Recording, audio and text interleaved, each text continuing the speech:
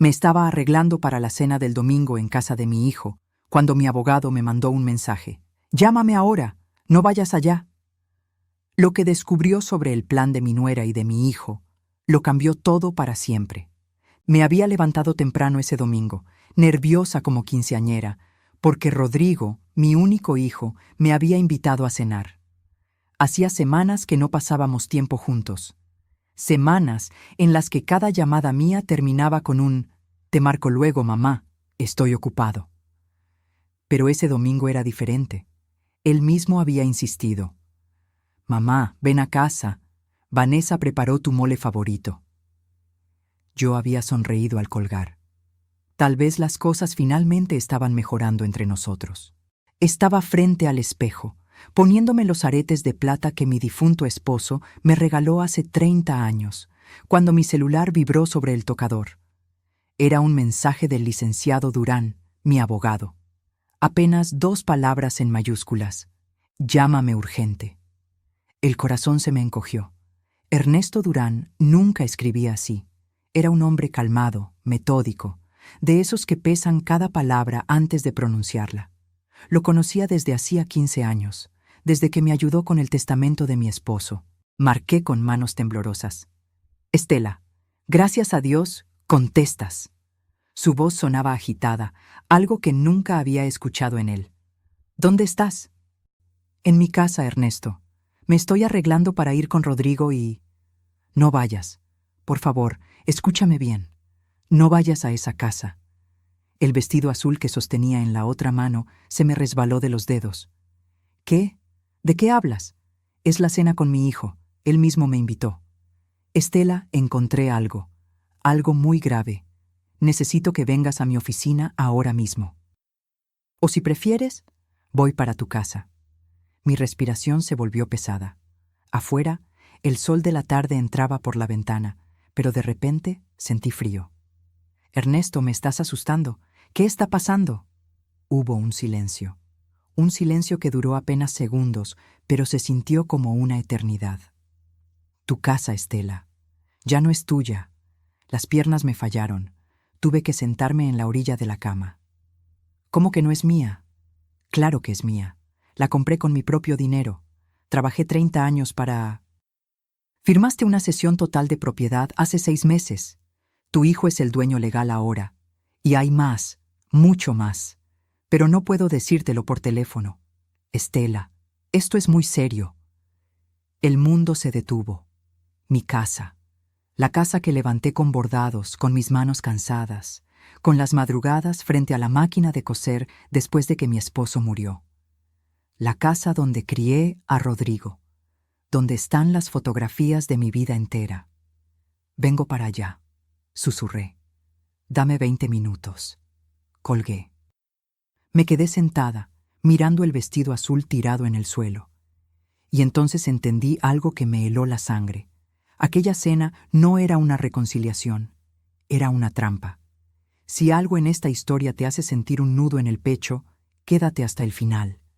Porque lo que descubrí esa tarde no solo me quitó la casa, me quitó la fe en mi propia sangre.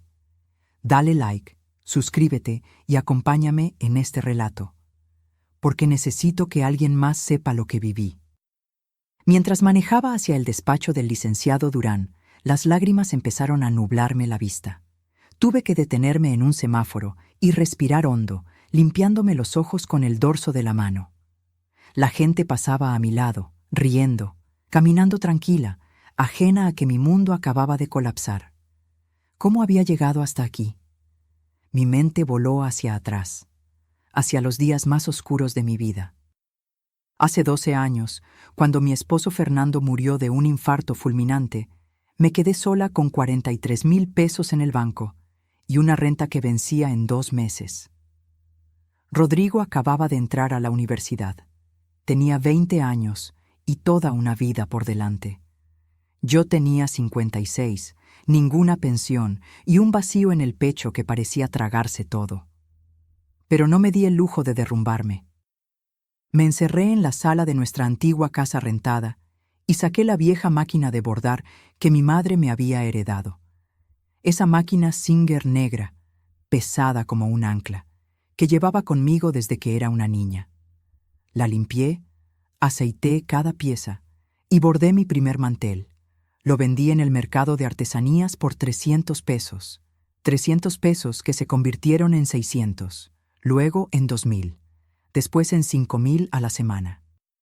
Bordaba servilletas, manteles, blusas tradicionales, fundas de cojines con flores de cempasúchil, vírgenes de Guadalupe, paisajes oaxaqueños. Cada puntada llevaba mi dolor, mi rabia, mi necesidad de sobrevivir. Trabajaba de 6 de la mañana a 11 de la noche. Mis dedos sangraban, mis ojos ardían bajo la luz amarilla del foco, pero no paraba. Rodrigo me veía trabajar y a veces me decía: «Mamá, descansa, ya es muy tarde». Yo le sonreía, con el hilo entre los dientes, y le contestaba: «Mijo, esto es para que tú tengas tu carrera, para que no te falte nada».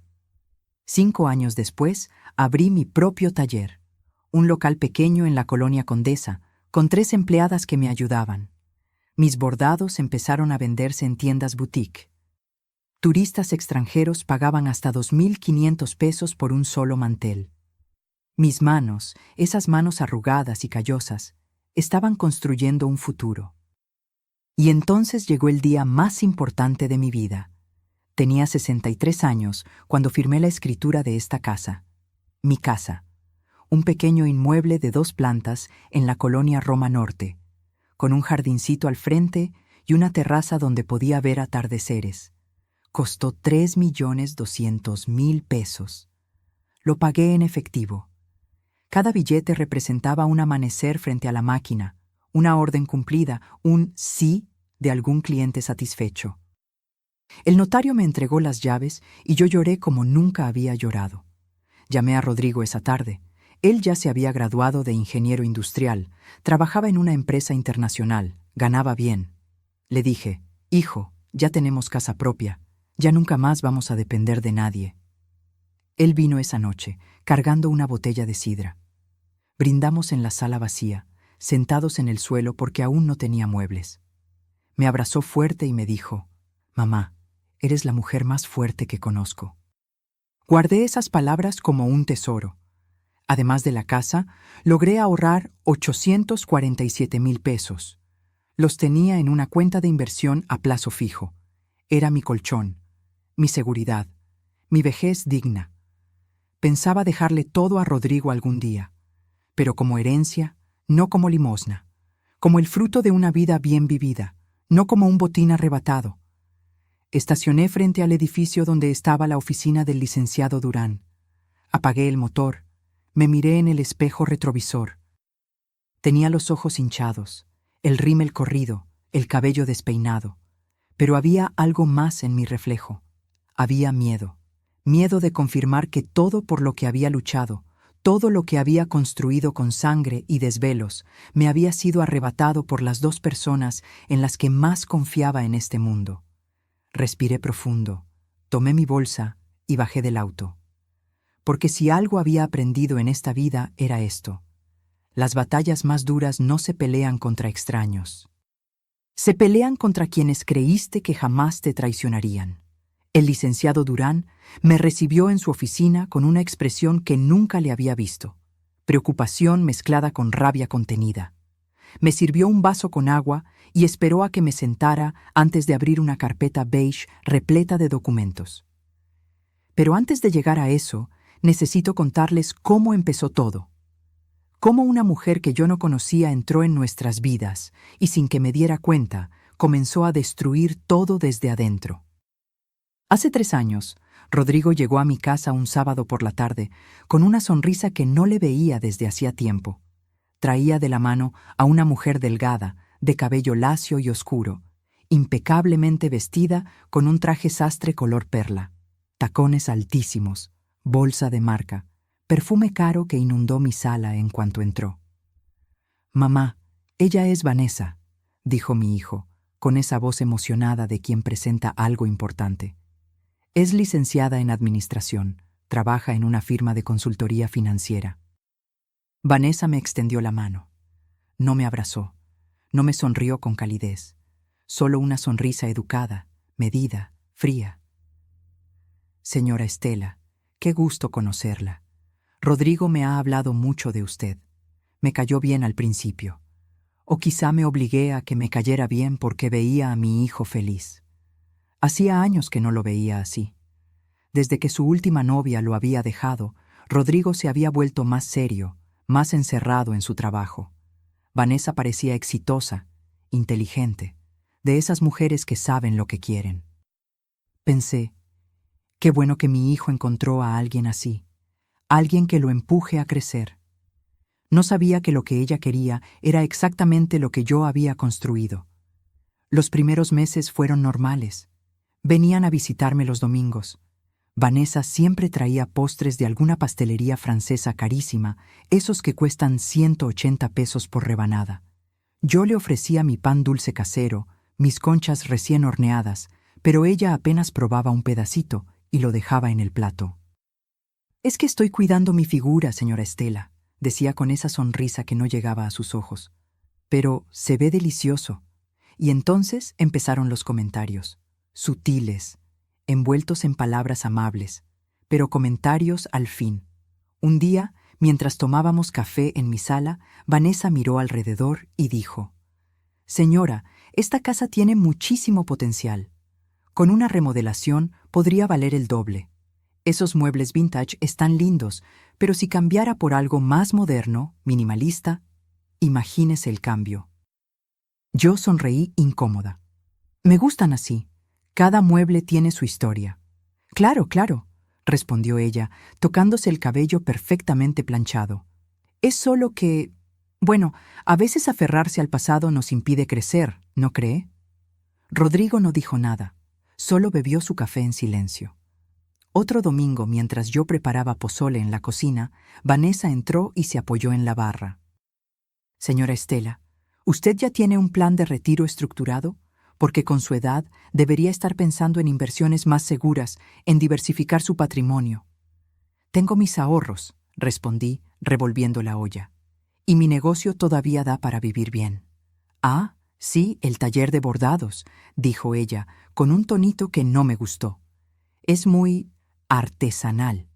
Pero dígame, ¿ha pensado qué pasará cuando ya no pueda trabajar? ¿Cuando sus manos ya no respondan como antes?» Sentí un nudo en la garganta.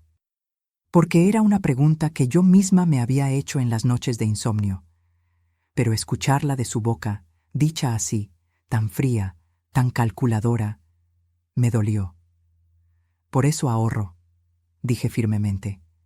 «Y por eso tengo esta casa. Es mi seguridad». Vanessa asintió lentamente, como si estuviera tomando nota mental de algo. «Por supuesto, pero ¿sabe qué sería más inteligente? Poner esa casa a nombre de Rodrigo desde ahora.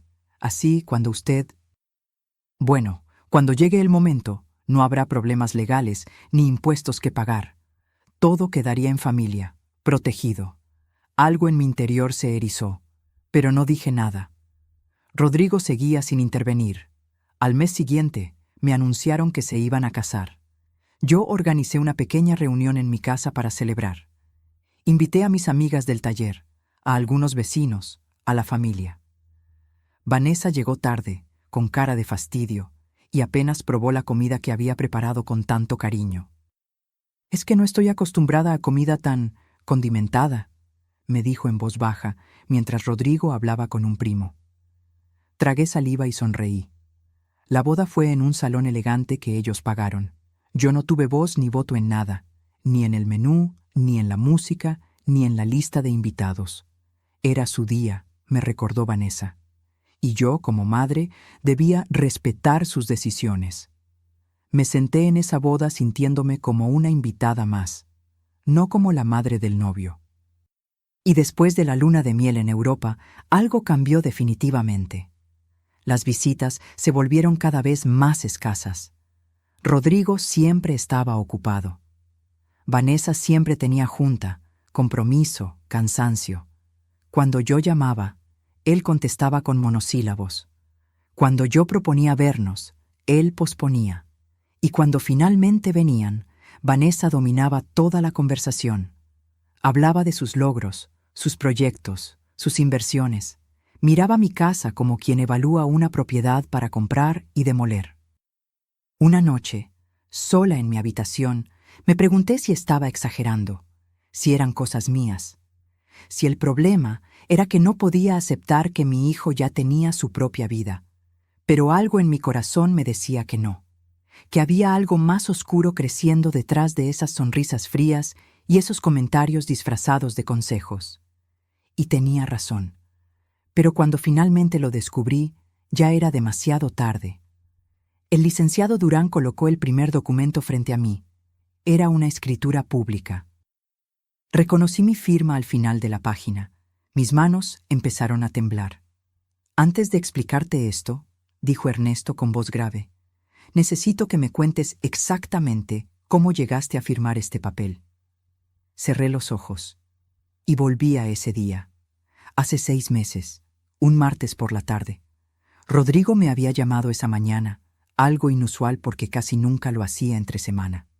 Mamá, ¿puedes venir a comer a la casa? Vanessa y yo necesitamos hablar contigo de algo importante. El tono era serio. Mi corazón se aceleró. Pensé en enfermedades, en problemas, en malas noticias. Durante todo el camino hacia su departamento en Polanco, recé en silencio. Cuando llegué, Vanessa me recibió con una sonrisa que parecía demasiado amplia, demasiado ensayada. Había preparado una mesa con salmón, ensalada y vino blanco. Todo muy elegante, muy impersonal. Nada que yo realmente disfrutara, pero comí en silencio, esperando a que me dijeran qué pasaba. Después del postre, Rodrigo y Vanessa intercambiaron una mirada. Él se aclaró la garganta. Mamá, hemos estado pensando mucho en tu futuro, comenzó Rodrigo. En tu seguridad. ¿Mi seguridad? Repetí, confundida. Vanessa se inclinó hacia adelante, con esa expresión de preocupación que ahora sé que era completamente falsa. Señora Estela, Rodrigo y yo hemos estado investigando. ¿Sabía usted que cuando una persona fallece y deja bienes inmuebles, los herederos tienen que pagar impuestos enormes?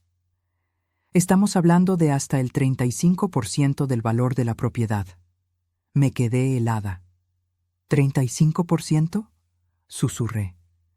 Así es, continuó ella, sacando una carpeta con papeles impresos, gráficas, números resaltados en amarillo. Su casa está valuada en más de 3 millones de pesos. Eso significa que Rodrigo tendría que pagar más de 1 millón solo en impuestos sucesorios. Y si no los paga a tiempo, el gobierno puede embargar la propiedad. Mi hijo tomó mi mano. Esa mano que yo había sostenido cuando aprendió a caminar, cuando tuvo su primera caída, cuando le rompieron el corazón por primera vez. Mamá, no queremos que pierdas tu casa. No queremos que todo tu esfuerzo se vaya a manos del gobierno. Por eso investigamos opciones legales. ¿Qué opciones? Pregunté con la voz quebrada. Vanessa deslizó más papeles hacia mí. Había palabras que no entendía. Cesión de derechos, transmisión patrimonial anticipada, protección fiscal. La solución es simple y completamente legal, explicó ella con voz suave, casi maternal. Usted hace una cesión de la propiedad a nombre de Rodrigo ahora, en vida. De esa manera no hay impuestos que pagar. La casa queda protegida. Y usted, por supuesto, sigue viviendo ahí como siempre. Nada cambia para usted. Es solo un papel, un trámite notarial para proteger su patrimonio. Pero, ¿yo dejaría de ser la dueña? Pregunté, sintiendo cómo se me secaba la boca. En papel sí, respondió Rodrigo rápidamente. Pero en la práctica, no. Seguiría siendo tu casa, mamá. Es tu hogar. Nadie va a sacarte de ahí. Esto es solo para protegerte de los impuestos abusivos del gobierno. Vanessa agregó, con tono urgente.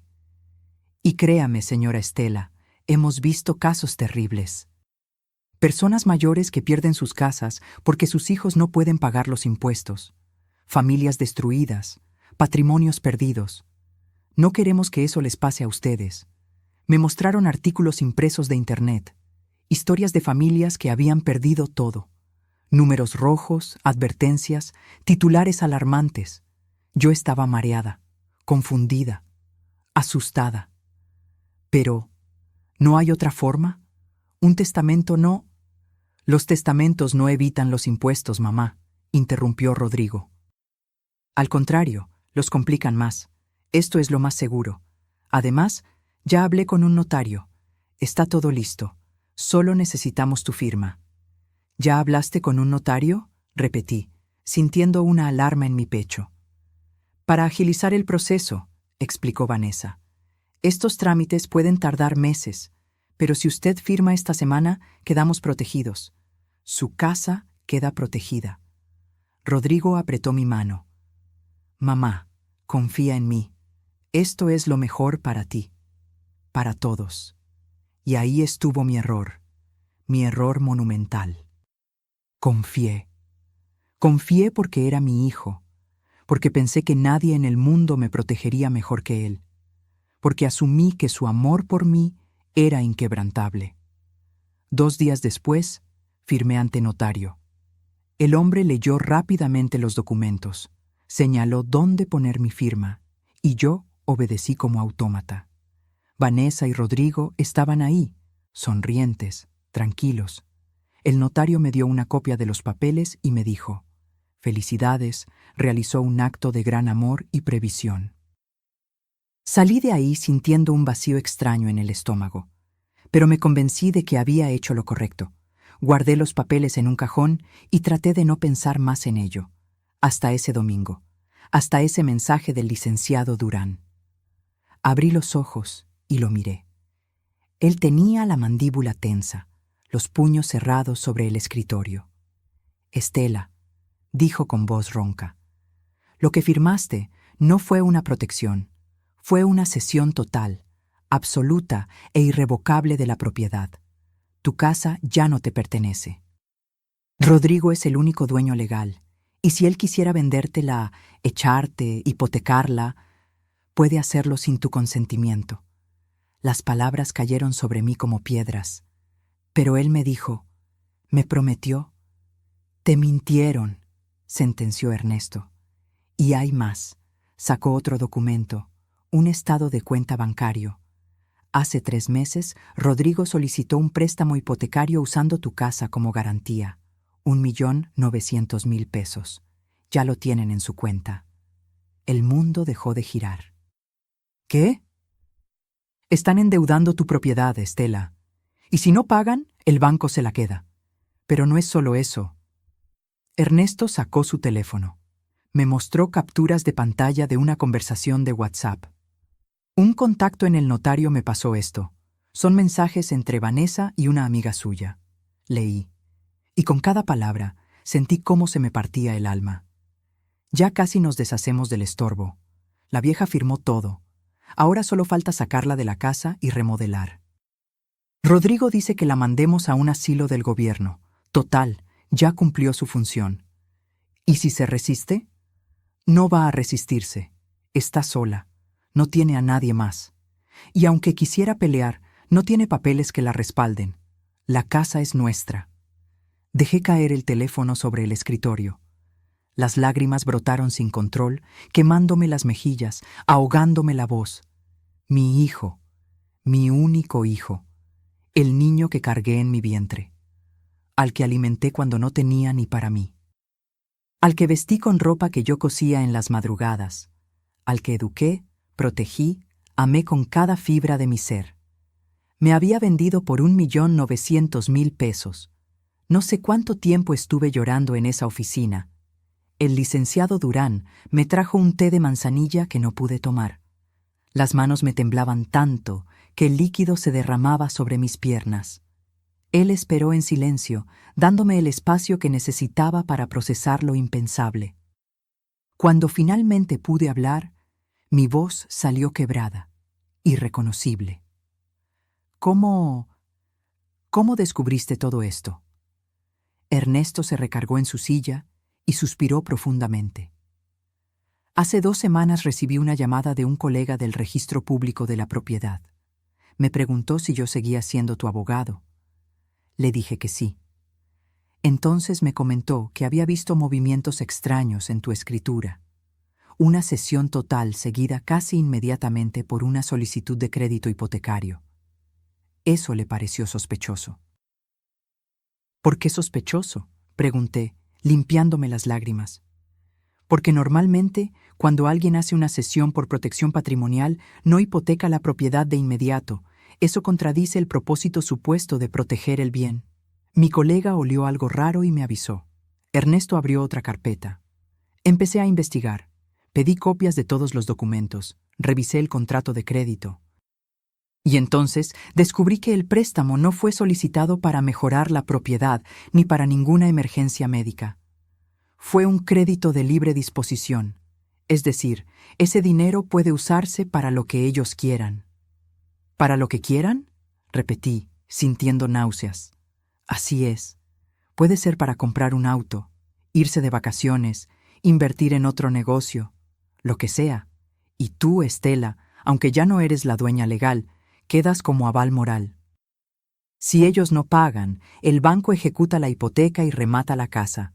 Tú pierdes tu hogar y ellos se quedan con el dinero. Sentí que la habitación daba vueltas. ¿Cómo pude ser tan estúpida?, gemí, cubriéndome el rostro con las manos. ¿Cómo no me di cuenta? No fuiste estúpida, dijo Ernesto con firmeza. Fuiste manipulada. Ellos usaron tu amor, tu confianza y tu miedo contra ti. Eso no es estupidez, Estela, eso es abuso. La palabra quedó flotando en el aire. Abuso. Mi propio hijo me estaba abusando. Pero hay más, continuó el abogado, y yo pensé que no podía haber nada peor. Contraté a un investigador privado, solo para estar seguros, y encontró esto. Me mostró más capturas de pantalla, esta vez de una conversación entre Rodrigo y un agente inmobiliario. ¿En cuánto podemos poner la casa? En ese sector, con esas características, podemos pedir 4.200.000 pesos. Se vende rápido. Perfecto. Pero necesito sacar primero a la inquilina actual. ¿Conoces abogados que manejen desalojos express? Claro, te paso contactos. Con el dinero correcto, en 3 meses la tienes vacía. Mi hijo me estaba llamando inquilina. Como si yo fuera una extraña. Como si no hubiera dado 30 años de mi vida para construir ese hogar. Estela, escúchame bien, dijo Ernesto, inclinándose hacia adelante. Ellos planean sacarte de tu propia casa, venderla, quedarse con el dinero del crédito más el dinero de la venta. Estamos hablando de más de 6 millones de pesos en total, y a ti te dejarían en la calle. No puede ser legal, susurré. Tiene que haber algo, alguna ley que me proteja. Legalmente, firmaste una cesión voluntaria. Ante un juez, eso es válido. Ellos pueden argumentar que fue tu decisión libre. Y sin pruebas de que hubo engaño o coacción, es muy difícil revertirlo. ¿Muy difícil o imposible? Ernesto me sostuvo la mirada. Difícil, pero no imposible. Si logramos demostrar que hubo dolo, fraude o aprovechamiento de tu vulnerabilidad como adulta mayor, podemos pelear. Pero necesitamos pruebas sólidas. Y sobre todo, necesitamos que ellos cometan un error. ¿Qué tipo de error? Que digan o hagan algo que demuestre su verdadera intención, que se confíen, que revelen su plan abiertamente. Me quedé en silencio, procesando todo. Afuera, el cielo comenzaba a oscurecerse. El domingo que había comenzado con tanta ilusión se había convertido en la peor pesadilla de mi vida. ¿Y la cena?, pregunté de pronto. ¿Por qué me invitaron hoy específicamente? Ernesto sacó un último documento. Porque mañana lunes vence el plazo para que tú firmes tu renuncia a cualquier derecho de usufructo o habitación sobre la propiedad. Es el último papel que necesitan para tener control absoluto. Si no lo firmas, pueden iniciar un proceso legal largo, pero si lo firmas, se acabó. Pueden sacarte legalmente en cualquier momento. Ahora todo tenía sentido. La invitación repentina después de semanas de silencio. El mole favorito. Las sonrisas. Todo era parte de un plan para ablandarme, para que llegara confiada, feliz, desprevenida. y después del postre sacarían unos papelitos para que yo firmara sin leer, creyendo que eran fotos o recuerdos familiares. Pero tú me advertiste a tiempo, dije mirando a Ernesto con gratitud infinita. Me salvaste de firmar eso. Por ahora, respondió él, pero Estela, ellos no se van a rendir. Cuando no aparezcas hoy, cuando no firmes mañana, van a presionarte, van a buscarte, van a intentar convencerte de todas las formas posibles. ¿Qué hago entonces? Pregunté, sintiéndome pequeña, vulnerable, rota. Ernesto juntó sus manos sobre el escritorio. Tienes dos opciones. La primera, aceptar lo que pasó, negociar con ellos algún acuerdo donde te permitan vivir en la casa hasta que mueras y rezar porque cumplan su palabra. La segunda, hizo una pausa. La segunda es pelear, reunir pruebas, grabarlos si es necesario, demostrar que te engañaron y recuperar lo que es tuyo. ¿Tengo posibilidades reales de ganar? Si haces exactamente lo que te diga, si eres valiente y estratégica, sí. Hay una ley federal de protección a adultos mayores contra violencia patrimonial. Si demostramos que hubo manipulación y abuso, podemos anular la sesión. Pero no será fácil, y tendrás que enfrentarte a tu propio hijo en un juzgado. Las lágrimas volvieron a brotar, pero esta vez eran diferentes. No eran solo de dolor. Había algo más, algo que empezaba a crecer en mi pecho como una brasa encendida. Rabia. Levanté la cabeza y miré a Ernesto a los ojos. Quiero pelear. Quiero recuperar mi casa. Y quiero que paguen por lo que me hicieron. Él asintió lentamente, con una leve sonrisa. Entonces prepárate, Estela, porque lo que viene no será bonito, pero te prometo que no estarás sola. Salí de esa oficina cuando ya era de noche. Mi teléfono estaba lleno de llamadas perdidas de Rodrigo y mensajes de Vanessa. Mamá, ¿dónde estás? Ya es tarde. ¿Te pasó algo? Contesta, por favor. Estamos preocupados. La cena se está enfriando. No respondí ninguno. Conduje de regreso a mi casa que ya no era mía, y me senté en la sala a oscuras, mirando las fotografías en las paredes. Rodrigo de bebé, Rodrigo en su graduación, Rodrigo abrazándome el día que compré esta casa. ¿En qué momento ese niño se había convertido en un extraño capaz de traicionarme así? Y más importante, ¿en qué momento yo había olvidado que soy una mujer que no se rinde? Esa noche algo cambió dentro de mí. El dolor seguía ahí. Pero ahora estaba acompañado de algo más fuerte: determinación. Pasé toda la noche despierta, sentada en mi cama, con la espalda contra la cabecera, mirando el techo mientras las horas se arrastraban con una lentitud insoportable.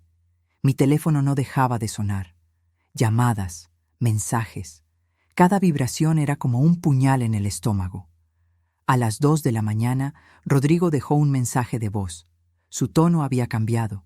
Ya no sonaba preocupado, sonaba molesto. Mamá, esto es ridículo. No contestas el teléfono, nos dejaste plantados, nos hiciste quedar mal.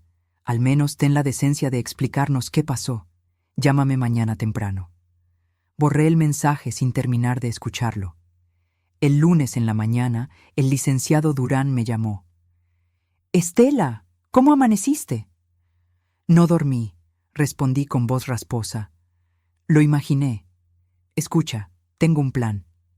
Pero necesito que confíes en mí y que hagas exactamente lo que te voy a pedir. Dime, quiero que vayas a esa cena. Me senté en la cama de golpe. ¿Qué? ¿Estás loco? No pienso... Escúchame, interrumpió con calma. Necesitamos pruebas. Necesitamos que ellos revelen sus intenciones. Y la mejor forma de conseguirlo es que tú vayas, finjas que no sabes nada, y los dejes hablar. Lleva tu celular grabando en el bolso. Graba todo. Cada palabra, cada gesto, cada comentario. Ernesto, no puedo. No puedo sentarme frente a ellos y actuar como si... Sé que es difícil, pero es la única manera. Si no tenemos pruebas contundentes de su plan, será tu palabra contra la de ellos. y ante un juez ellos pueden argumentar que todo fue legal y transparente. Necesitamos que se cuelguen solos. Cerré los ojos. Respiré hondo. ¿Y si no puedo? ¿Y si me derrumbo ahí mismo? No te vas a derrumbar, dijo Ernesto con firmeza, porque eres más fuerte de lo que crees, y porque has sobrevivido cosas peores que una cena incómoda. Piensa en esto como una actuación, la actuación más importante de tu vida. Esa tarde volví a llamar a Rodrigo. Puse mi mejor voz de madre arrepentida. Hijo, perdóname. El domingo me sentí mal. Creo que fue algo que comí. Me tuve que regresar a casa de emergencia y me quedé dormida. Recién veo todas sus llamadas. Hubo un silencio del otro lado. Luego, su voz, más fría de lo normal. ¿Estuviste enferma todo este tiempo y no pudiste mandar un mensaje? Perdón, mi amor. No quise preocuparlos. ¿Podemos cenar hoy? Déjame compensarlos.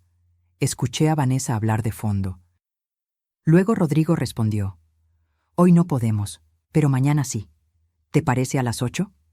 Perfecto, ahí estaré. Colgué y me quedé mirando el teléfono en mi mano. El licenciado Durán me había dado instrucciones precisas. Activar la grabadora de voz, ponerla en mi bolso, dejarlo cerca durante toda la cena. El martes llegó demasiado rápido. Me vestí con un suéter color vino y unos pantalones negros. Nada elegante. No quería que pensaran que era una ocasión especial para mí.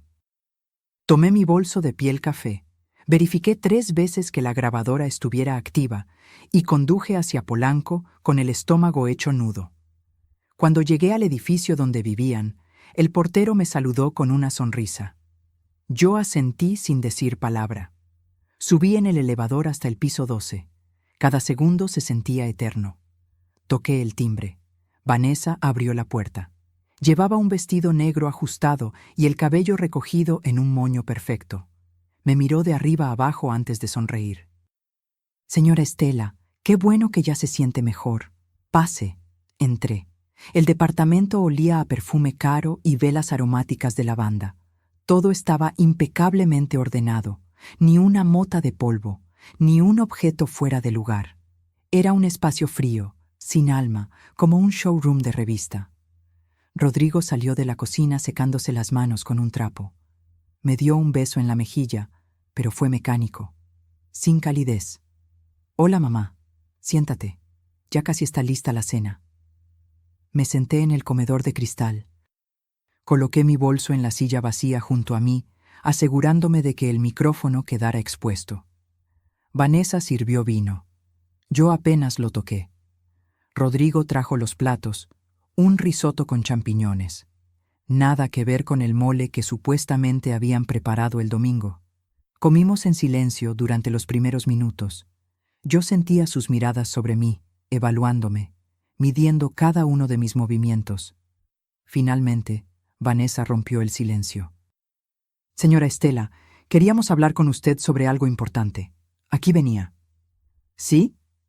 Pregunté, fingiendo inocencia. Rodrigo dejó su tenedor sobre el plato. Mamá, Vanessa y yo hemos estado pensando.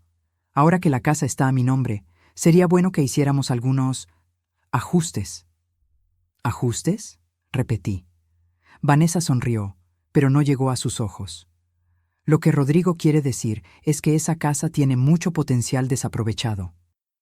Con una buena remodelación, podría convertirse en una excelente inversión. Incluso podríamos rentarla y generar ingresos pasivos. Sentí cómo se me encogía el estómago, pero mantuve el rostro neutral. ¿Rentar mi casa? Bueno, técnicamente ya no es su casa, señora Estela, dijo Vanessa con voz suave, casi maternal. Es de Rodrigo, y él tiene derecho a tomar decisiones sobre su propiedad, ¿no cree? Mi hijo no dijo nada, solo miraba su plato. Además, continuó Vanessa, usted vive sola en una casa de 2 plantas. Eso no es práctico a su edad. Las escaleras son peligrosas, el mantenimiento es caro.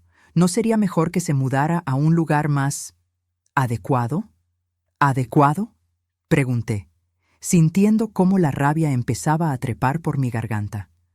Un lugar más pequeño, más manejable, explicó ella, como si le hablara a una niña. Hay residencias muy bonitas para adultos mayores, con enfermeras, actividades, gente de su edad. Estaría más cómoda. ¿Estás diciendo que me vaya de mi casa? Las palabras salieron más duras de lo que pretendía. Rodrigo finalmente levantó la vista. Mamá, no lo veas así. Es por tu bien. Ya no estás en edad de vivir sola. ¿Qué pasa si te caes? Si te enfermas, necesitas estar en un lugar donde te cuiden. Yo me cuido sola, respondí, apretando los puños bajo la mesa. He vivido sola 12 años y nunca he necesitado que nadie... Pero las cosas cambian, señora Estela, interrumpió Vanessa. Usted ya tiene 68 años. Hay que ser realistas. Y francamente, mantener esa casa es un gasto innecesario cuando Rodrigo y yo podríamos estar invirtiendo ese dinero en nuestro futuro, en el futuro de nuestra familia. Esa última frase quedó flotando en el aire como veneno. ¿Su familia? Repetí lentamente. ¿Y yo qué soy? Vanessa parpadeado, dándose cuenta de su error, pero lo cubrió rápidamente. Por supuesto que usted es familia, señora. Pero tiene que entender que Rodrigo y yo estamos construyendo nuestra propia vida. Y esa casa representa un capital que necesitamos. Capital, repetí, sintiendo cómo las lágrimas comenzaban a picar en mis ojos. Mi casa es capital para ustedes. Rodrigo suspiró con impaciencia. Mamá, no te pongas dramática. Estamos tratando de resolver esto de la mejor manera. Mira, ya investigamos. Hay un asilo del INAPAM que acepta inscripciones sin costo. Es del gobierno, pero está decente. 3 comidas al día, médico de planta. ¿Un asilo del gobierno? Las palabras salieron como un gemido ahogado. En ese momento, el celular de Vanessa sonó. Ella lo tomó y se levantó de la mesa. Discúlpenme, es importante. Tengo que contestar. Salió hacia el balcón, cerrando la puerta de cristal detrás de ella, pero no completamente. Quedó entreabierta. Rodrigo y yo nos quedamos solos. Él no me miraba. Jugaba con el tenedor, moviendo el arroz de un lado a otro del plato. ¿Así de fácil? Le pregunté con voz temblorosa. ¿Así de fácil te deshaces de mí? No es eso, mamá. Es solo que... ¿Qué, Rodrigo? ¿Qué es? Él levantó la voz por primera vez. Que necesito ese dinero. ¿Está bien? Vanessa y yo tenemos planes.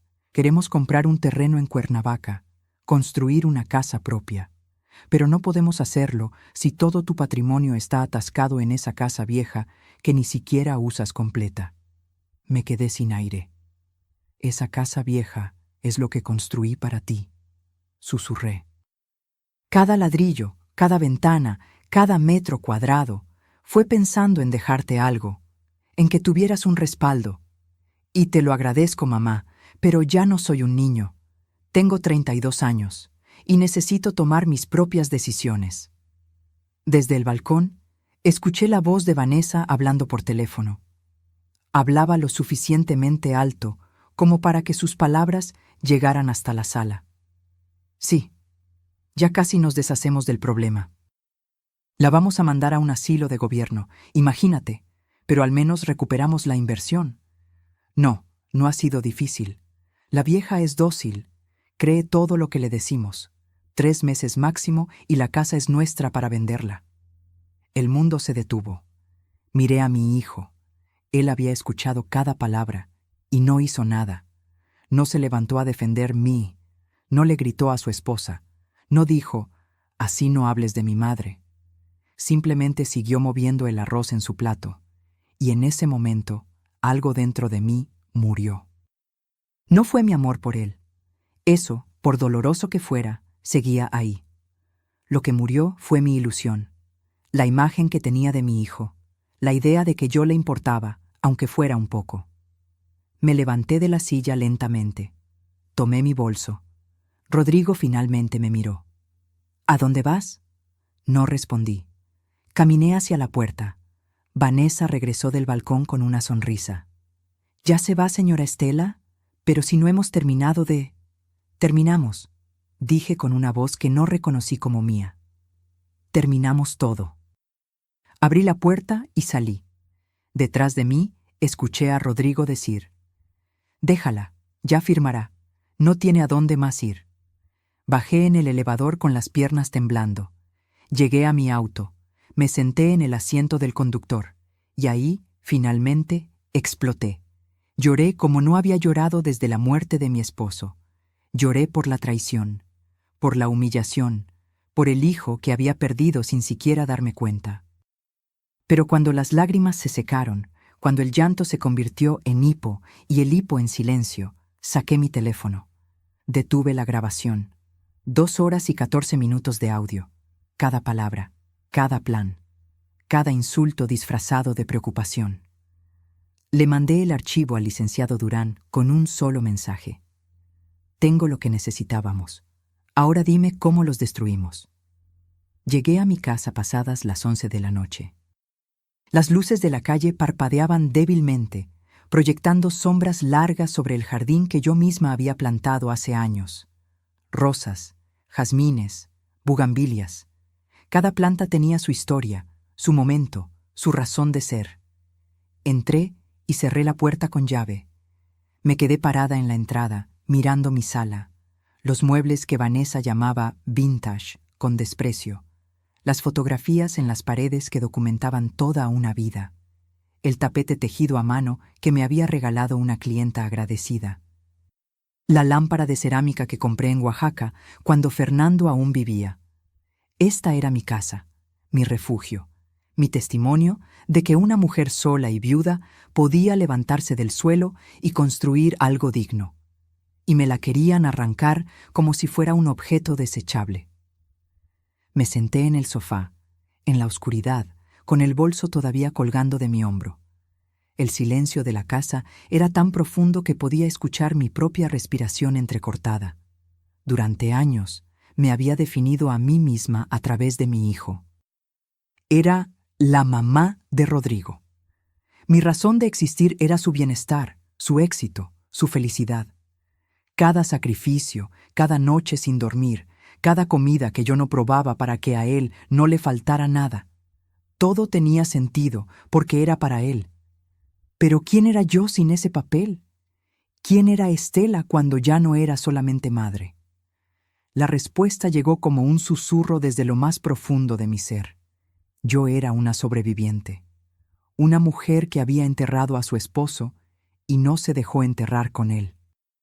Una mujer que convirtió el dolor en puntadas de bordado y las puntadas en un negocio.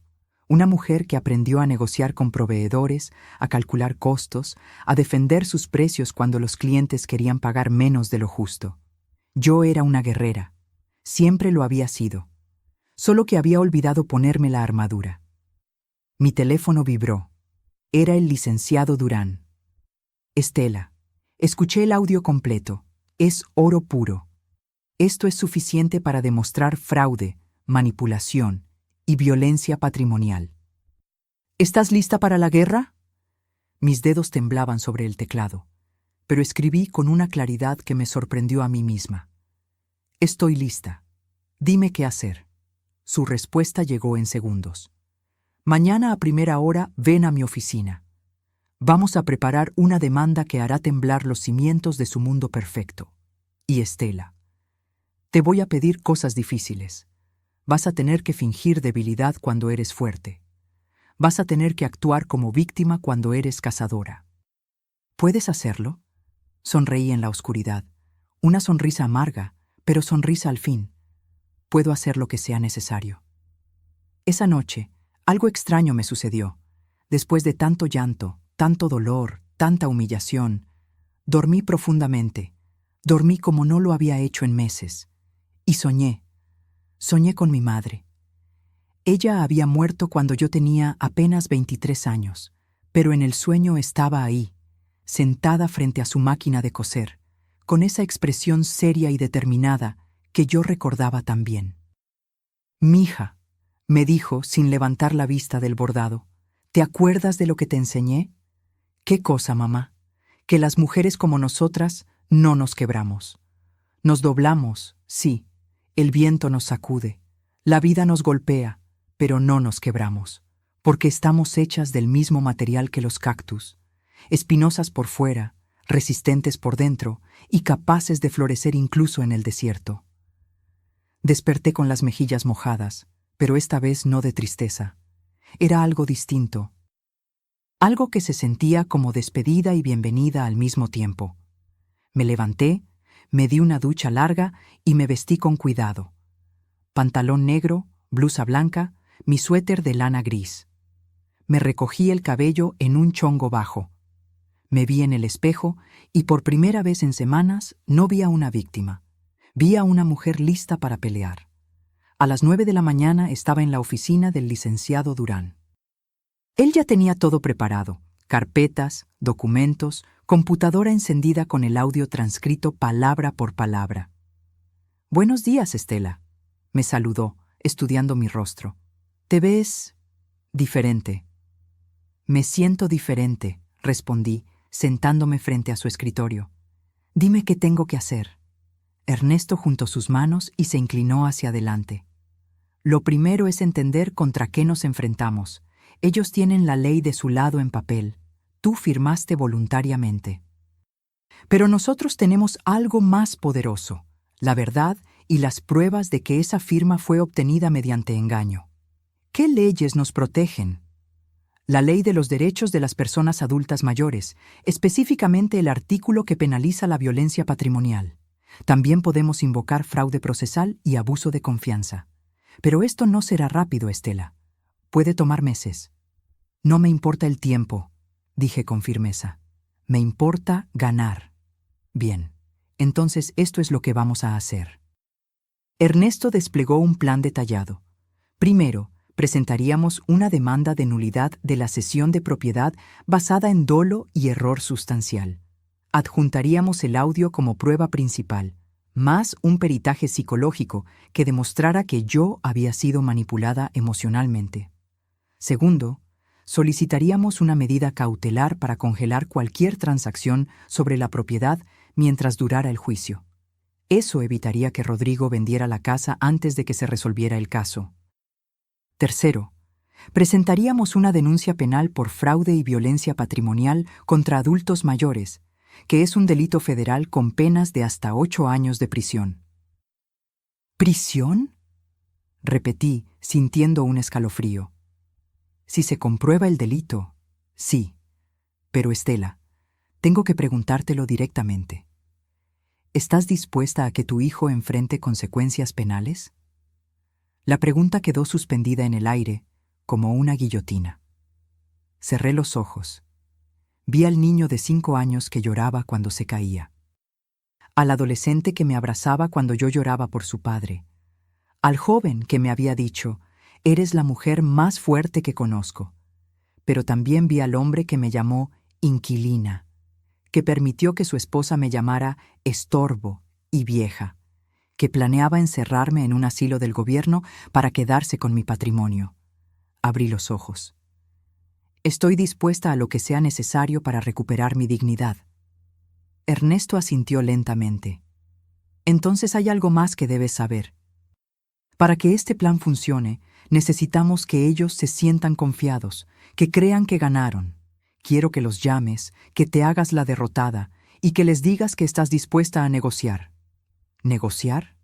Finge que aceptas irte de la casa a cambio de una pequeña mensualidad. Diles que solo quieres mantener la paz, que no quieres problemas. Mientras más seguros se sientan, más errores cometerán, y nosotros estaremos documentando todo. ¿Quieres que me humille más? Quiero que juegues al ajedrez, Estela. A veces, para dar jaque mate, tienes que sacrificar piezas primero. ¿Confías en mí? Lo miré fijamente. Este hombre me había avisado a tiempo. Me había creído cuando todo el mundo habría pensado que era una vieja paranoica. Me estaba ofreciendo sus años de experiencia y su red de contactos sin pedir nada a cambio más que justicia. Confío en ti. Perfecto. Entonces llámalo ahora, con alta voz. Quiero escuchar. Saqué mi teléfono con manos temblorosas. Marqué el número de Rodrigo. Sonó 3 veces antes de que contestara. «¿Mamá?» Su voz sonaba sorprendida. «Hijo», dije, poniendo en mi voz todo el cansancio que realmente sentía. Necesito hablar contigo. De lo de anoche. Ah, sí. Mira, creo que te fuiste muy dramática. Nosotros solo... Tienes razón, lo interrumpí. Tienes razón, Rodrigo. Me puse dramática. Estoy vieja, estoy cansada y... Tal vez tienen razón. Tal vez sí necesito un lugar más pequeño, más manejable. Hubo un silencio del otro lado. Luego, ¿en serio? En serio, pero quiero pedirte algo. No me mandes a un asilo del gobierno, por favor. Déjame buscar un departamento chico que pueda rentar y dame una ayuda mensual para los gastos. No mucho, solo lo suficiente para vivir con dignidad. Escuché a Vanessa hablar de fondo, aunque no pude entender qué decía. Luego Rodrigo respondió: ¿Cuánto necesitarías? Unos 6,000 pesos al mes. Para renta, comida, gastos básicos. Está bien, dijo él demasiado rápido, demasiado aliviado. Podemos hacer eso, pero necesito que firmes los papeles que te iba a dar ayer. Los de renuncia al usufructo. ¿Cuándo podemos vernos? Dame unos días para procesar todo esto, para despedirme de la casa. ¿El viernes? El viernes, perfecto. Te mando la dirección del notario. Y mamá, gracias por ser razonable. Colgué antes de que me viera vomitar de asco. El licenciado Durán tenía una sonrisa satisfecha. Perfecto. Acabas de darles la soga con la que se van a ahorcar. El viernes, cuando lleguen al notario, los estaremos esperando con una orden judicial y 2 policías ministeriales. ¿2 policías? Por si intentan algo. La violencia patrimonial contra adultos mayores es delito grave. Y con ese audio tenemos causa probable para detención. Me recosté en la silla, exhausta, pero extrañamente en paz. Ernesto, ¿de verdad crees que podemos ganar? Él me sostuvo la mirada con una intensidad que no había visto antes. Estela, no solo vamos a ganar, vamos a hacer que se arrepientan cada día de haber subestimado a una mujer que bordó su libertad con sus propias manos. Y así comenzó mi transformación de víctima a cazadora. Porque el mayor error que cometen los depredadores es creer que la presa no tiene garras. Los días entre ese miércoles y el viernes fueron los más largos de mi vida. Cada minuto se estiraba como chicle, pesado y denso. Pero el licenciado Durán me había dado instrucciones muy claras. Actuar normal, no levantar sospechas y, sobre todo, seguir grabando cada interacción con Rodrigo y Vanessa. El jueves por la tarde, Vanessa me llamó. Su voz sonaba dulce, casi maternal, el tipo de dulzura que usan las serpientes antes de morder. Señora Estela, ¿cómo está? Rodrigo me contó de su conversación. Quiero que sepa que tomó una decisión muy sabia. Apreté el teléfono contra mi oreja, con la grabadora activada. Gracias, Vanessa. Supongo que tienen razón. Ya no tengo edad para mantener una casa tan grande. Exactamente. Y mire, quiero que sepa que nosotros no somos malas personas. Los 6,000 pesos mensuales están garantizados. Es lo justo, ¿no? Usted nos da la casa, nosotros cuidamos de usted. Nos da la casa. Como si fuera un intercambio justo. Como si 30 años de mi vida valieran 6,000 pesos al mes. Sí, es justo, mentí, sintiendo cómo la bilis me subía por la garganta. Perfecto. Entonces mañana a las 11 en el notario. Ya está todo preparado. Solo tiene que firmar y listo. Todos contentos. Ah, y señora Estela... ¿Sí? No es necesario que lleve abogado ni nada de eso. Es un trámite sencillo. Entre familia, ¿verdad? La confianza es lo más importante. Sonreí amargamente. Claro, Vanessa. Entre familia. Cuando colgué, le mandé el audio al licenciado Durán con un mensaje.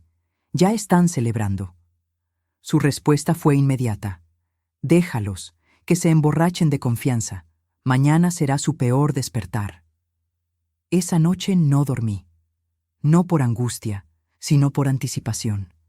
Era como la víspera de Navidad cuando era niña, pero en lugar de esperar regalos, esperaba justicia.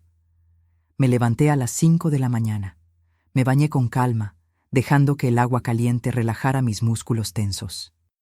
Me vestí con mi mejor conjunto, un traje sastre color beige que había comprado para la graduación de Rodrigo, pero nunca usé. Me maquillé ligeramente. Me puse los aretes de perlas que Fernando me regaló en nuestro 20º aniversario.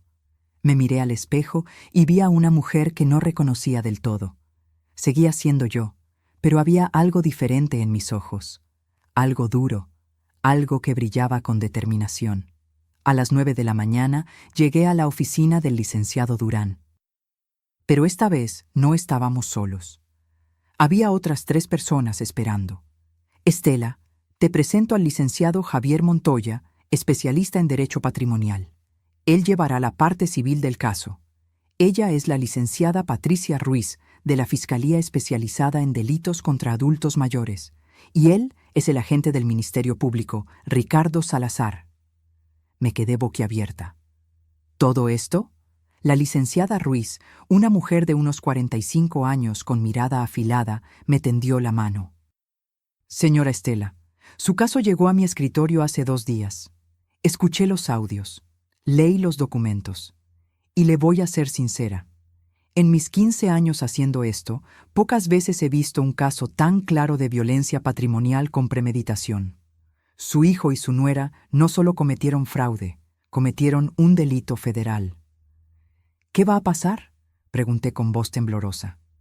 El agente Salazar, un hombre corpulento de bigote espeso, explicó. A las 11, usted entrará al notario como acordaron. Nosotros estaremos afuera, esperando. Cuando ellos lleguen y estén todos reunidos, yo entraré con la orden de presentación. Los vamos a llevar al Ministerio Público para tomarles declaración. Ahí se les notificará formalmente de la demanda civil y de la denuncia penal. ¿Y la casa?, pregunté, sintiendo cómo el corazón me latía en la garganta. El licenciado Montoya sonrió. Ya tenemos lista la medida cautelar. En cuanto se presente la demanda, la propiedad queda congelada. No pueden venderla, hipotecarla más, ni hacer ninguna transacción. Y si demostramos el fraude, que lo vamos a demostrar, la cesión se anula y la propiedad regresa a su nombre. ¿Cuánto tiempo tomará? Entre 3 y 6 meses, respondió el licenciado Durán. Pero Estela, necesito que entiendas algo. A partir de hoy, tu relación con tu hijo cambia para siempre. Esto no tiene vuelta atrás. Cerré los ojos. Respiré hondo. Mi relación con él cambió el día que decidió venderme por un préstamo bancario. Yo solo estoy recuperando lo que es mío. A las 10:30 salimos hacia el notario. Yo iba en mi auto, seguida por un vehículo discreto, donde iban los licenciados y el agente. Mi celular sonó. Era Rodrigo. Ya vamos llegando, llegaremos puntuales. Yo también, nos vemos allá. Estacioné frente a la notaría, un edificio antiguo en la colonia Juárez. Mis piernas temblaban al bajar del auto. El licenciado Durán se acercó y puso una mano en mi hombro. Respira. Tú puedes. Entra, saluda, actúa normal. Cuando yo entre, solo aléjate y déjanos hacer nuestro trabajo. Asentí y entré. El notario, un hombre calvo de lentes gruesos, me recibió con una sonrisa profesional. Señora Estela, bienvenida. Su hijo ya avisó que vienen en camino. ¿Gusta un café mientras esperamos? No, gracias. Estoy bien. Me senté en una de las sillas de la sala de espera. Mis manos sudaban. Mi corazón golpeaba tan fuerte que pensé que todos en la habitación podían escucharlo. 5 minutos después, la puerta se abrió. Rodrigo entró primero, vestido con traje gris y corbata azul. Se veía seguro, relajado, casi feliz. Detrás de él venía Vanessa, impecable como siempre, con un vestido negro y tacones que hacían eco en el piso de mármol. «Hola, mamá», dijo Rodrigo, dándome un beso en la mejilla que se sintió como hielo. «¿Lista para terminar con esto?» «Lista», respondí con voz neutra. Vanessa me sonrió. «Señora Estela, qué bien se ve. Ese traje le queda hermoso». Hipócrita, pensé, pero sonreí. «Gracias, hija». Nos hicieron pasar a la oficina del notario. Él ya tenía los documentos extendidos sobre su escritorio de caoba. Papeles y más papeles con sellos, firmas, párrafos en letra pequeña. Bien, dijo el notario, ajustándose los lentes. Aquí tenemos la renuncia formal de la señora Estela a cualquier derecho de usufructo, habitación o uso sobre la propiedad ubicada en la calle. No terminó la frase. La puerta se abrió de golpe y entraron el licenciado Durán, la licenciada Ruiz, el licenciado Montoya y el agente Salazar. El notario se puso de pie, confundido. ¿Qué significa esto? El agente Salazar mostró su placa. Agente del Ministerio Público. Traigo una orden de presentación para el señor Rodrigo Navarro Méndez y la señora Vanessa Ortega de Navarro. Rodrigo palideció. Vanessa se levantó de su silla, furiosa. ¿Qué es esto? ¿Algún tipo de broma? La licenciada Ruiz dio un paso al frente. No es broma, señora. Están siendo citados por la Fiscalía Especializada en Delitos contra Adultos Mayores. Se les acusa de fraude, violencia patrimonial y abuso de confianza. Rodrigo me miró, con los ojos desorbitados. «Mamá, ¿qué hiciste?» Me levanté lentamente, lo miré directamente a los ojos, sin pestañear. Lo que debí hacer hace 6 meses, defenderme. «¡Esto es ridículo!», gritó Vanessa. «Ella firmó voluntariamente. Tenemos los papeles». El licenciado Durán sacó una carpeta. Papeles obtenidos mediante engaño, amenazas veladas y manipulación emocional. Tenemos grabaciones de sus propias voces confesando el plan, llamándola estorbo, planeando encerrarla en un asilo del gobierno. ¿Quieren escucharlas aquí o prefieren hacerlo en el Ministerio Público? El silencio que siguió fue ensordecedor. Vanessa intentó hablar, pero el licenciado Montoya la interrumpió. Además, solicitamos y obtuvimos una medida cautelar. La propiedad queda congelada desde este momento. No pueden venderla, rentarla, ni hacer transacción alguna hasta que se resuelva el juicio de nulidad. «No pueden hacer esto», gritó Rodrigo, con la voz quebrada. «Yo soy el dueño legal». «Eres el dueño de una propiedad obtenida ilegalmente», respondió la licenciada Ruiz con frialdad. «Y eso se llama despojo. Ahora, ¿vienen voluntariamente o necesito llamar a las unidades de apoyo?» Rodrigo me miró con una mezcla de shock, rabia y algo que casi parecía miedo. «Mamá, no puedes hacerme esto. Soy tu hijo». Sentí como las lágrimas comenzaban a formarse, pero las contuve. «No aquí, no ahora. Precisamente por eso duele tanto, Rodrigo, porque sí eres mi hijo. Y aún así me traicionaste». Vanessa intentó acercarse a mí, pero el agente Salazar se interpuso. «Señora, por favor, acompáñenos. Pueden llamar a su abogado desde el Ministerio Público». Los vi salir escolatados. Rodrigo caminaba como zombi, con la cabeza baja. Vanessa gritaba amenazas vacías sobre demandas y abogados caros. Cuando la puerta se cerró detrás de ellos, mis piernas cedieron. El licenciado Durán me sostuvo antes de que cayera. «Ya pasó», susurró. «Lo más difícil ya pasó». Pero no era cierto. Lo más difícil venía apenas comenzando. Porque una cosa es recuperar una casa. Otra muy distinta es recuperarte del hecho de que tu propia sangre te quiso dejar en la calle. Los siguientes 3 meses fueron un torbellino de citatorios, audiencias, peritajes y declaraciones. Cada semana tenía que presentarme en alguna oficina gubernamental para responder preguntas, firmar documentos, ratificar testimonios. Rodrigo y Vanessa contrataron a un abogado caro, de esos que cobran 50,000 pesos solo por la consulta inicial. Un hombre de traje italiano y sonrisa de tiburón que intentó intimidarme cada vez que coincidíamos en los pasillos del juzgado. «Señora, esto se puede resolver sin tanto escándalo», me decía con voz melosa. «Piense en su hijo. ¿De verdad quiere arruinar su vida por un malentendido?» Yo lo miraba sin pestañear y respondía: «No fue un malentendido, fue un robo planeado. Y yo no arruiné su vida, él arruinó la mía». Durante ese tiempo, No volví a hablar con Rodrigo. Él intentó llamarme 2 veces. Dejó mensajes de voz que nunca escuché completos. Después, supongo que su abogado le aconsejó no contactarme directamente. Vanessa, en cambio, me mandó un mensaje a las 3 de la mañana, un martes. Un solo mensaje lleno de insultos, amenazas y palabras que nunca pensé leer escritas con tanto veneno. Lo guardé como prueba y se lo entregué a la licenciada Ruiz. «Perfecto», dijo ella con una sonrisa satisfecha.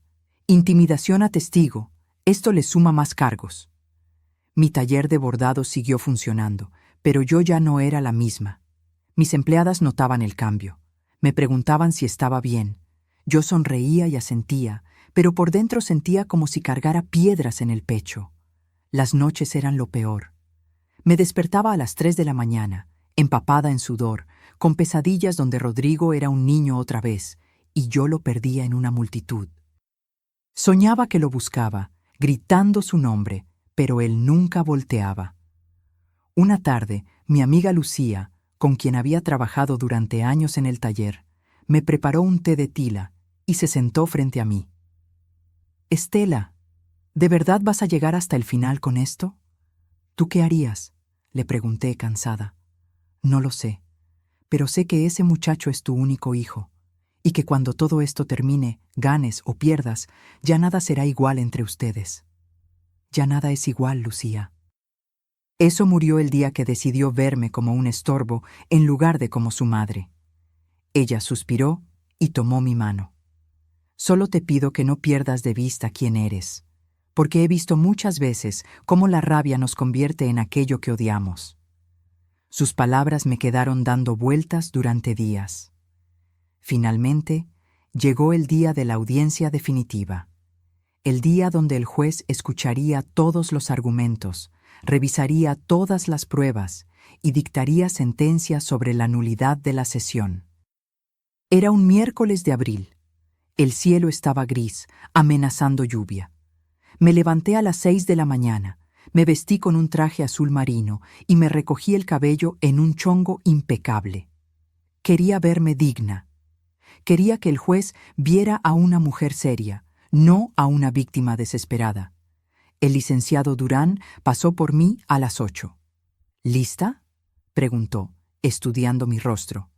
«Lo más lista que puedo estar para ver a mi hijo sentarse en el banquillo de los acusados». El juzgado estaba en el centro de la ciudad, un edificio antiguo con techos altos y pasillos que olían a papel viejo y desinfectante. Subimos al 3er piso, donde estaba la sala de audiencias. Rodrigo y Vanessa ya estaban ahí, sentados con su abogado.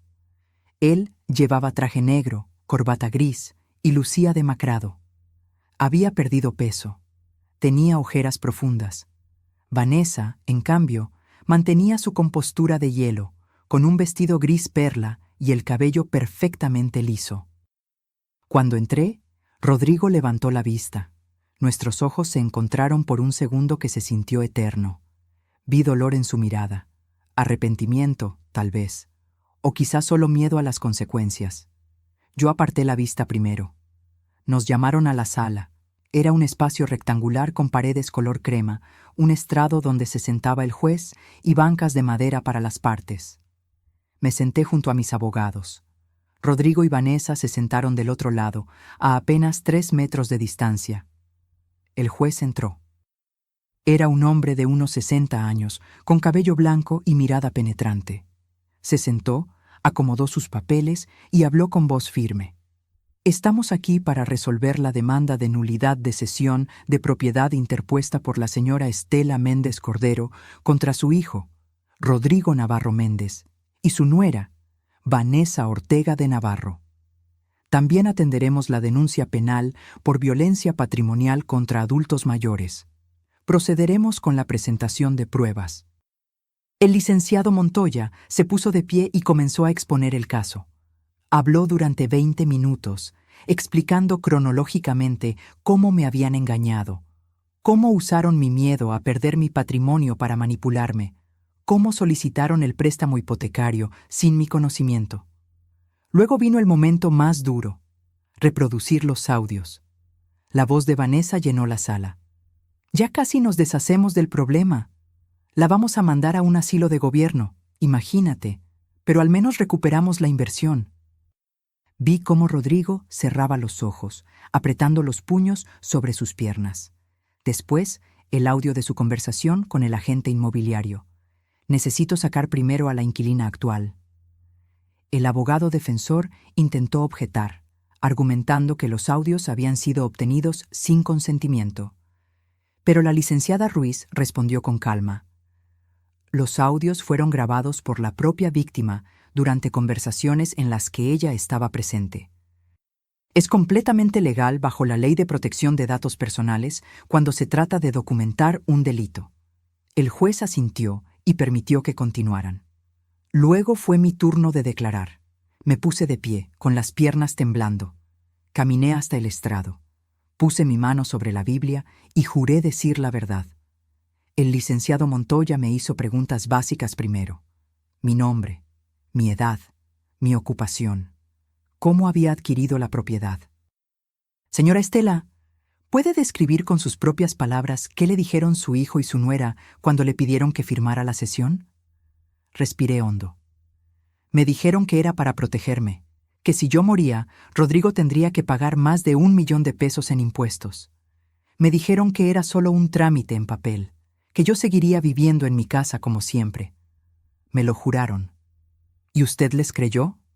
Sí, porque era mi hijo, porque pensé que él jamás me haría daño. ¿Cuándo se dio cuenta de que la habían engañado? Las lágrimas comenzaron a rodar por mis mejillas, pero mi voz se mantuvo firme. Cuando mi abogado me llamó para decirme que ya no era dueña de nada, que habían hipotecado mi casa y que planeaban sacarme para venderla. ¿Cómo se sintió en ese momento? Miré directamente a Rodrigo. Él tenía la cabeza baja, evitando mi mirada. Sentí que me moría. Sentí que 30 años de trabajo, de sacrificio, de amor incondicional, no habían significado nada para él. Sentí que mi único hijo me había vendido por dinero. El silencio en la sala era absoluto. Luego fue el turno del abogado defensor de interrogarme. Se puso de pie con expresión severa. Señora Estela, ¿es cierto que usted firmó los documentos voluntariamente frente a un notario? Firmé lo que mi hijo me pidió que firmara, confiando en él. ¿Leyó los documentos antes de firmar? El notario los leyó rápidamente. Yo confié en que mi hijo no me mentiría. Señora, usted es una mujer de 68 años, dueña de un negocio exitoso. ¿Me está diciendo que no tiene la capacidad de leer un documento legal antes de firmarlo? Sentí la rabia trepar por mi garganta. Tengo la capacidad. Lo que no tenía era razón para desconfiar de mi propio hijo. ¿No es cierto que usted está haciendo todo este teatro porque se arrepintió de su decisión? ¿Que ahora quiere quedarse con la casa que voluntariamente cedió? «Objeción», gritó el licenciado Montoya. «Está hostigando a la testigo». «Procede», dijo el juez. «Licenciado, reformule su pregunta». El abogado defensor cambió de táctica. «Señora Estela, ¿su hijo alguna vez la amenazó físicamente?» «No». «¿La golpeó?» «No». «¿La encerró contra su voluntad?» «No». «Pero me manipuló, me mintió y planeó dejarme en la calle. Según usted, según interpretaciones de conversaciones privadas que grabó sin consentimiento». La licenciada Ruiz se puso de pie. «Su señoría, nuevamente estamos ante argumentos ya refutados. Los audios son legales y las palabras en ellos son claras e inequívocas». El juez golpeó su mazo. «Sostenido. Licenciado, ¿tiene más preguntas para la testigo?» «No, su señoría. Me permitieron bajar del estrado. Mis piernas apenas me sostenían». Después declaró un perito psicólogo que había evaluado mi estado mental. Confirmó que yo estaba completamente lúcida y que había sido víctima de manipulación emocional sistemática. Luego el turno fue para Rodrigo.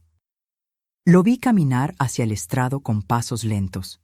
Se veía pequeño, vulnerable. Nada que ver con el hombre seguro que había entrado meses atrás a esa notaría creyendo que había ganado. Señor Navarro, comenzó su propio abogado, ¿puede explicar cuál era su intención al pedirle a su madre que cediera la propiedad? Rodrigo habló con voz baja. Solo quería protegerla. Investigué y es verdad que los impuestos sucesorios son muy altos. No quería que después hubiera problemas. ¿En algún momento planeó dejarla en la calle? No, nunca. Esas conversaciones que grabó salieron de contexto. Yo estaba molesto, frustrado, pero nunca pensé realmente hacerle daño. ¿Y el préstamo hipotecario? Rodrigo titubeó. Lo necesitábamos para un proyecto de inversión. Iba a generarnos ingresos y después le iba a regresar la casa a mi mamá. ¿Por qué no le explicó eso antes de solicitar el crédito? Porque pensé que se preocuparía innecesariamente. Ahora fue el turno del licenciado Montoya de interrogarlo. Señor Navarro, ¿es cierto que usted le dijo a un agente inmobiliario que necesitaba desalojar a la inquilina actual, refiriéndose a su madre? Rodrigo palideció. ¿Eso fue sí o no? Sí, pero no lo decía en serio. Tampoco lo decía en serio cuando su esposa dijo que su madre era un estorbo y usted no la corrigió. Yo no podía controlar lo que Vanessa decía, pero podía defenderla. ¿Lo hizo? Silencio. Señor Navarro, responda la pregunta. ¿Defendió a su madre cuando su esposa la llamó estorbo? No, susurró Rodrigo, y por primera vez una lágrima rodó por su mejilla. No la defendí. El juez llamó a un receso de 30 minutos. Salí de la sala y me apoyé contra la pared del pasillo, temblando. El licenciado Durán me ofreció agua. Lucía, que había venido a apoyarme, me abrazó en silencio. Cuando regresamos, el juez tenía su decisión lista. Después de revisar exhaustivamente las pruebas presentadas, especialmente los audios y testimonios, este juzgado determina lo siguiente. Mi corazón latía tan fuerte que apenas podía escuchar. Primero, se declara nula la cesión de propiedad realizada por la señora Estela Méndez Cordero a favor de su hijo Rodrigo Navarro Méndez, por haberse realizado bajo engaño, manipulación y error sustancial inducido dolosamente. Segundo, la propiedad ubicada en calle Tabasco número 43, Colonia Roma Norte, se restituye inmediatamente a nombre de su legítima propietaria, la señora Estela Méndez Cordero. Tercero, el préstamo hipotecario obtenido fraudulentamente queda como responsabilidad exclusiva del señor Rodrigo Navarro Méndez y la señora Vanessa Ortega de Navarro, quienes deberán liquidarlo sin que la propiedad ni la señora Estela tengan responsabilidad alguna. Cuarto, se condena al señor Rodrigo Navarro Méndez y a la señora Vanessa Ortega de Navarro al pago de 650,000 pesos por concepto de daño moral y gastos legales a favor de la señora Estela Méndez Cordero. Quinto, se turna el expediente a la Fiscalía para determinar si procede proceso penal por los delitos de fraude y violencia patrimonial contra adultos mayores. El mazo cayó. Se levanta la sesión. El mundo pareció detenerse. Rodrigo tenía la cabeza entre las manos. Vanessa miraba al frente con los ojos llenos de lágrimas de rabia. Yo me quedé inmóvil, procesando que había ganado. Había recuperado mi casa, mi dignidad, mi vida. Pero al mirar a mi hijo derrumbado en esa silla, con los hombros caídos y la derrota escrita en cada línea de su rostro, me di cuenta de algo devastador. Había ganado la batalla, pero había perdido a mi hijo para siempre. Los días después de la sentencia fueron extraños, silenciosos. Como despertar después de una tormenta y no reconocer el paisaje que dejó atrás. Volví a mi casa, legalmente mía otra vez, y recorrí cada habitación como si fuera la primera vez. Toqué las paredes, me senté en mi sofá. Subí las escaleras despacio, sintiendo cada escalón bajo mis pies. Todo estaba igual, pero yo ya no era la misma mujer que había salido de aquí meses atrás. El licenciado Durán me ayudó con todos los trámites para registrar nuevamente la propiedad a mi nombre. El banco, después de una negociación tensa, aceptó que Rodrigo y Vanessa eran los únicos responsables del préstamo hipotecario. Mi casa quedó libre de gravámenes. Los 650,000 pesos de la indemnización llegaron a mi cuenta 3 semanas después. Era una suma considerable, pero se sentía vacía, como si ninguna cantidad de dinero pudiera compensar lo que realmente había perdido. Una tarde de mayo, mientras bordaba en mi taller, sonó mi teléfono. Era un número desconocido. Dudé antes de contestar. «¿Mamá?» La voz de Rodrigo me atravesó como un cuchillo. No respondí de inmediato. Solo escuché su respiración entrecortada del otro lado. «Mamá, sé que no tengo derecho a llamarte. Sé que lo arruiné todo, pero necesito que sepas algo». Cerré los ojos, apretando el teléfono contra mi oreja. «Vanessa y yo nos estamos divorciando», continuó con voz quebrada. Ella me dejó cuando perdimos el juicio. Dijo que yo era un inútil, que había echado a perder el mejor plan que teníamos, que yo era débil por no haber sido más duro contigo. Sentí un nudo en la garganta, pero no hablé. Y tenía razón, mamá. Era débil, pero no de la forma que ella pensaba. Era débil porque la dejé controlarme, porque permití que me convenciera de que tú eras un estorbo, porque olvidé quién eres realmente. Las lágrimas comenzaron a rodar por mis mejillas en silencio. Perdí mi trabajo, continuó. La empresa se enteró del juicio y me despidieron. Dicen que soy un riesgo reputacional. Estoy viviendo en un departamento chico que renté con lo poco que me quedó, y todos los días me despierto pensando en cómo pude traicionarte así. Rodrigo. Finalmente hablé, con voz ronca. No, déjame terminar.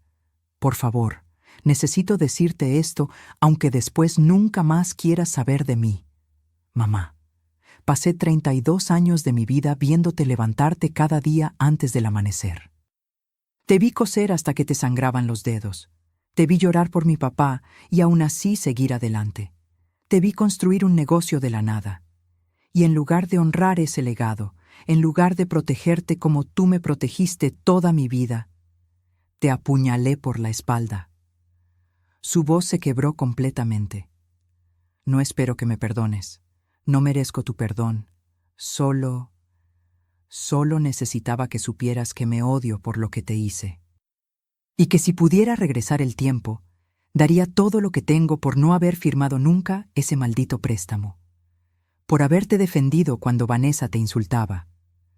Por haber sido el hijo que merecías en lugar del monstruo en el que me convertí. El silencio que siguió fue denso, cargado de años de amor, dolor, traición y arrepentimiento. Rodrigo, dije finalmente, limpiándome las lágrimas. Te voy a decir algo que necesitas escuchar, y después de esto, depende de ti qué decides hacer con tu vida. Dime, el perdón no es algo que se da porque alguien lo pide. Se da cuando la persona ofendida está lista para soltar el peso del rencor. Y yo todavía no estoy lista. Escuché cómo sollozaba del otro lado. Lo que me hiciste fue imperdonable. Me quitaste la paz. Me quitaste la confianza. Me hiciste dudar de mi propio juicio. Y sobre todo, me hiciste sentir que no valía nada para ti. Mamá. Pero, continué, pero eres mi hijo. Y aunque quisiera odiarte, aunque quisiera borrarte de mi vida como tú intentaste borrarme de la tuya, no puedo. Porque el amor de madre no se apaga así de fácil, Rodrigo. Es como esas brasas que siguen ardiendo bajo la ceniza, aunque todo parezca muerto. ¿Qué quieres decir? Que no voy a fingir que nada pasó, que no vamos a volver a ser lo que éramos, porque eso ya no existe. Pero tampoco voy a cerrarte la puerta para siempre. ¿Me estás dando una oportunidad? Te estoy diciendo que el perdón se gana, Rodrigo, no con palabras, no con lágrimas. Se gana con acciones, con tiempo, con que me demuestres que entendiste la lección, que creciste, que te convertiste en un hombre de verdad, no en el títere de una mujer manipuladora. ¿Cómo? ¿Cómo te lo demuestro? Eso lo tienes que descubrir tú solo. Pero te voy a dar un consejo. Empieza por reconstruirte a ti mismo. Consigue trabajo. Paga tus deudas. Aprende a vivir con las consecuencias de tus decisiones. Y sobre todo, aprende a mirarte al espejo sin sentir asco. Hubo una larga pausa. ¿Y si lo logro? ¿Si de verdad cambio? ¿Habrá espacio para mí en tu vida otra vez? Tal vez, respondí honestamente. O tal vez no. Eso dependerá de muchas cosas, pero por ahora lo que necesito es espacio, distancia, tiempo para sanar lo que ustedes rompieron. Lo entiendo, dijo con voz pequeña. Y mamá, aunque no sirva de mucho, te amo. Siempre te he amado. Simplemente perdí de vista lo que realmente importaba. Yo también te amo, Rodrigo. Por eso duele tanto. Colgué antes de derrumbarme completamente. Los meses siguieron su curso. El verano llegó con su calor sofocante. Mi taller empezó a recibir más pedidos. Una tienda boutique en San Miguel de Allende me hizo un pedido de 50 manteles bordados a mano. El trabajo me mantenía ocupada, y eso era bueno. No tenía tiempo para hundirme en el dolor. Una tarde de agosto, Lucía entró al taller con una expresión seria. Estela, hay una mujer afuera que quiere hablar contigo. Dice que se llama Gabriela y que su historia es parecida a la tuya. Salí y encontré a una señora de unos 70 años, con el rostro surcado de arrugas y los ojos llenos de tristeza. Señora Estela, mi nombre es Gabriela Ramírez. Vi su caso en las noticias, y yo estoy pasando por algo similar con mi hija y mi yerno. Me están presionando para que les firme mi departamento. Dicen que es por protección, pero después de ver lo que le pasó a usted, tengo miedo. La hice pasar, le preparé un café y escuché su historia. Era casi idéntica a la mía. Las mismas palabras, las mismas promesas, la misma manipulación disfrazada de amor.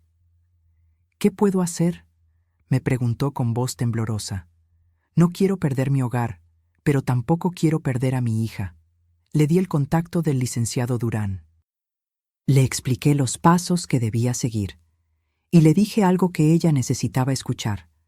Gabriela, proteger tu patrimonio no es una traición a tus hijos, es un acto de amor propio, y si ellos realmente te aman, lo entenderán.